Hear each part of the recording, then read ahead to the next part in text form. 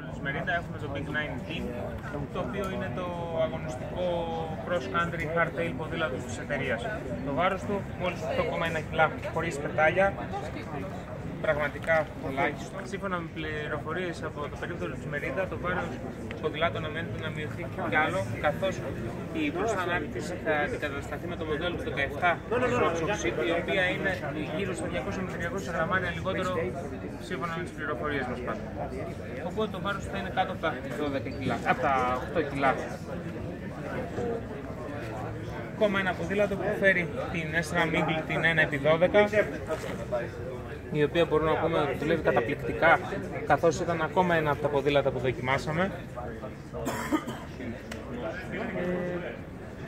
Το ποδήλατο είναι πάρα πολύ γρήγορο, παρόλο που είναι hardtail, το πίσω του μέρος στις ανομαλίες είναι πολύ μαλακό, δεν προβληματίζει και είναι αρκετά γρήγορο το κράτημά του όπως το περίμενε κανείς, αλλά χωρίς να φοβίζει το όριο.